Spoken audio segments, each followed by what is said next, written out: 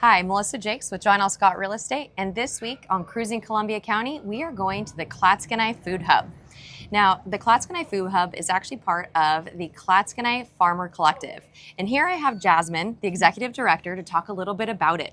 So, how long has this been around? Since June 8th of 2023. Okay, and so a little over a year. Yeah, and how does it work? You said it's a nonprofit when we first talked. So can you tell me a little more about that? Yeah, we're a nonprofit, a 501c3. We started as just a nonprofit for the farmers market, and then we saw a greater need of increasing access to local food year-round for our community members. And then the Clatskanie Food Hub was born with a lot of different sorry. No, it's okay. It's okay. Yeah. So then the Clatskanie Food Hub was born that came out of a lot of different conversations with different food system organizations around the state of Oregon. Learned a lot from people that were doing similar models as this, and we applied all of that knowledge, and we decided that we would fold this under our existing nonprofit to be able to get grant funding to help support our staffing, our overhead expenses, all of that, so that our farmers could have that big 80% margin by selling their products out of the food hub. So most of the time when you see products in a grocery store, farmers are getting about 14 cents on the dollar. In the Clatskanie Food Hub, they're getting 80 cents on the dollar. And then wholesale, so we sell also food to the school, to our local monastery, to some local restaurants, and those farmers are getting 90 cents on the dollar for those sales. That's amazing. And I read online, it's 100% all local farmers, right?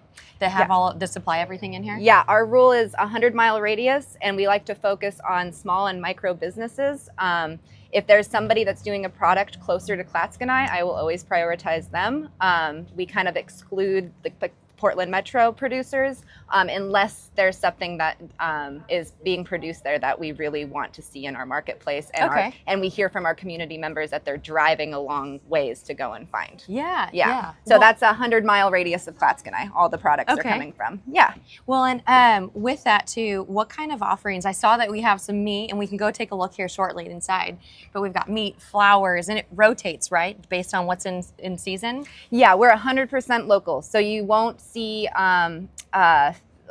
you won't see asparagus right now. Asparagus has long passed. That was in the springtime, that's a educational opportunity. And what I really underestimated when I kind of had this idea and formed this grocery store, hey Sam, was that this is a center for learning. What is in season, what is being grown here, how your farmers are growing your food.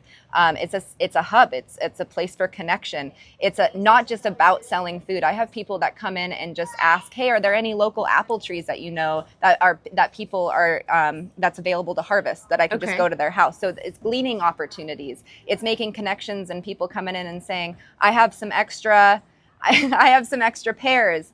Can I trade somebody for their extra chanterelle mushrooms, that are in season right now?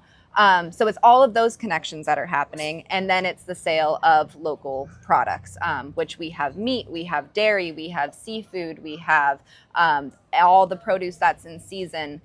We have different shelf-stable products, which you will see throughout the year. So pickles and jams and jellies and different spreads that are shelf-stable, that are canned, and that we can preserve those seasonal vegetables, those seasonal fruits into products that you can get into December for, pick up for Christmas presents and things like that. Now, speaking about teaching and people, I've heard you have a classroom. Can we take a look at that and see what kind of things are offered? Yeah. Okay. Yeah. Perfect. Lead the way. We'll head that way. All right. So now we're standing in the classroom for the Clatskanie Farmer Collective. Jasmine, I know that there's a big umbrella that all encompasses, including the classroom and the hub. What else does it include for the? Yeah, so the Clatskanie Farmer Collective, our mission is to help cultivate a resilient agricultural system in Clatskanie and Columbia County and connected to our entire North Coast region.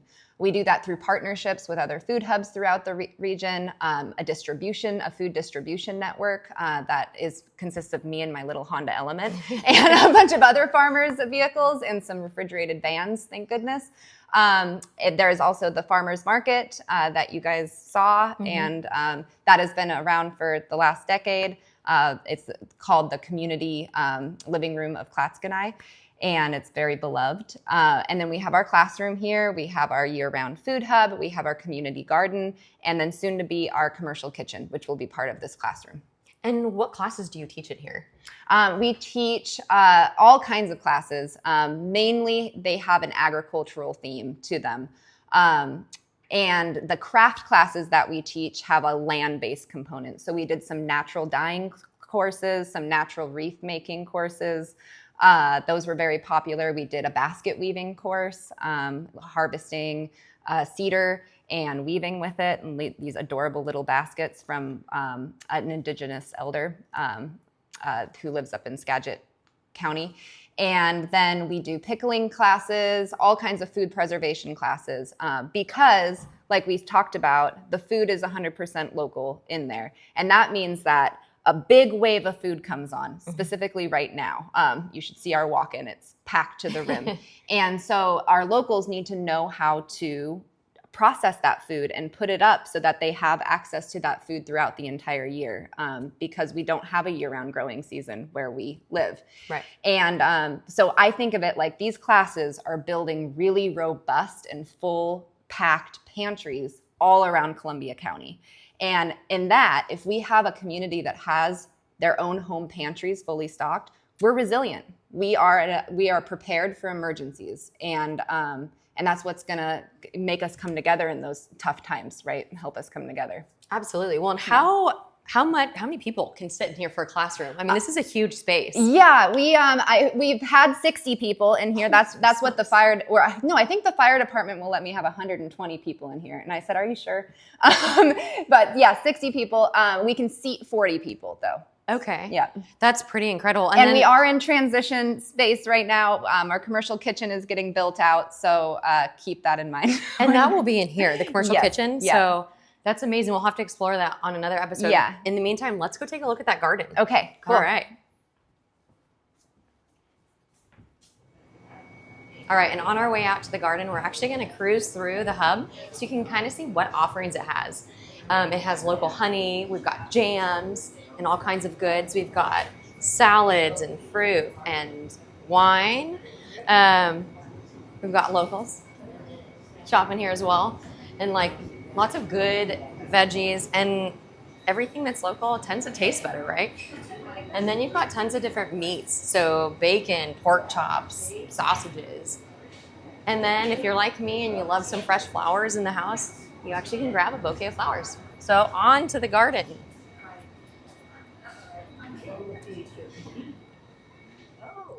All right, and on your way over, you were talking about the assistance program, because I know sometimes people think local produce is just so much more expensive, I can't afford it. But there's actually options that the hub offers, the farmers market, and the whole collective as a whole, right? Yeah, Okay. yeah. We work really hard to make local food accessible to everyone.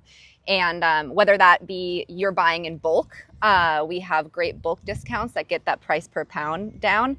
And then you can go and take one of our really affordable sliding scale or free classes to learn how to process it yourself so that you can put it up and have affordable food for the whole year.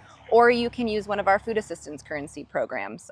We take SNAP and EBT. At the market, we match your SNAP dollars. So every $20 that you spend, you get $20 of double up food bucks, and so $20 of free produce for that matching program. We accept the green FDNP checks that women, infant, children, people that are part of the WIC program, and senior citizens get. And the only reason we're able to accept those checks is because of this community garden, because we are a farmer ourselves, and we grow food in here. And then we sell it in the food hub just to pay for some of the maintenance of the community garden. So all of that money that we sell, and we grow things that other farmers, and we sell things that other farmers don't have at those moments. So we're just filling in the gaps. We're not competing with the for-profit local farmers that we support. So we accept those FDNP checks that are really popular. That's our biggest used food assistance currency. And then we also we write grants that are part of the Oregon Food Bank. And right now, people that need food, no questions asked, can come into the food hub and get $10 of free food a week. Wow. Well, let's see some of this food. Show me what we're growing here. And I've heard that nutrition is better when it's locally grown and not processed, going through grocery stores, bigger chains anyways. You're getting more bang for your buck when you shop at the Clatskanie Food Hub or a local farmer's market. And if you volunteer in this garden, you get to take food home as well. Wow. It's a different kind of model. Usually you see plots in community gardens. We have found that those are not the most successful community gardens. People lose steam. They often don't take care of their plots, and then their plot affects other people's plots, and it's not as a cohesive of a model as it could be. And so here we teach you our model of decades of experience of regenerative small farming, and we teach you how to do it, and then you can get to go home and you can apply those principles in your own home. But for just a little bit of time, you get to take home produce. That's incredible. In this collective model, And so the food that you're eating right off of the vine is going to have far more nutrients in it than anything that you buy. Sometimes when you're buying food at a big box store, it has been sitting for up to a month in warehouses. And so every day after you harvest, say, this winter squash here, this Georgia Candy Roaster, I'm pretty sure that's the variety. Every day after you harvest that, the nutrients are going to drop significantly down. I think it's about 30% within the first 4 hours. Wow. See, and so at the food hub, that food is harvested as close to the day that it gets to us as possible. Geez. Well, what all do you have in here right now growing? I know with each season things change. Yeah. There's some transition. Right now you're seeing a big transition from the summer crops to the fall garden. Okay. And so there's obviously the winter squash are coming in. This is a whole row of winter squash. We have a cover crop right here of buckwheat. That's buckwheat. So a beautiful cover crop. Sweet alyssum. Okay. And and then you have some raspberries here that are a great perennial, and they just keep coming back. We actually had some local kids. This guy, he's going to come in here and steal some produce, huh? What's your favorite part of this garden, Khosrow? The ground. The soil. The soil. That's a good point. Because there's no garden. Yeah. No soil, no food. So Save soil. Yeah. I like it. Yeah. And we have a lot of different medicinal perennial herbs in here as well, because we wanted to keep it as low maintenance as possible. We can make all kinds of tea blends, which we do for our classes. We harvest the herbs and then dry them, and then we can have community tea parties, which are always fun. Let me see if there's anything over here. There's a great crop of leeks.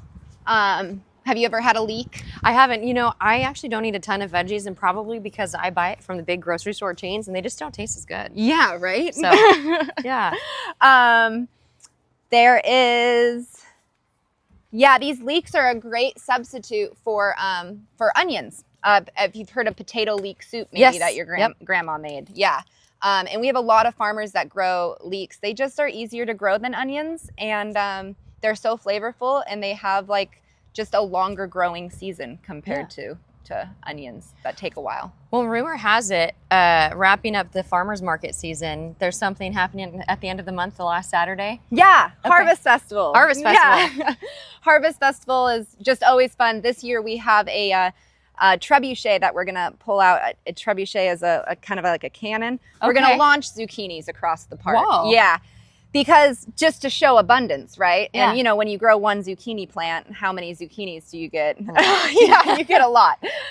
So we're going to launch zucchinis. That'll be fun. We have great music, great band coming in. We have the biggest part of Harvest Festival is our community apple pressing station. So it's a lot of work, it's a lot of volunteers, but everybody brings down their apple presses. We lend the market our commercial apple grinder, and the community can bring their own apples. We will press them for them, and they get to go home with their own apple juice for free. Oh, that's amazing. And delicious. Yeah. Well, thank you for letting me pick your brain and touring us on this. Until next time, thank you for joining me, Melissa Jakes, on Cruising Columbia County.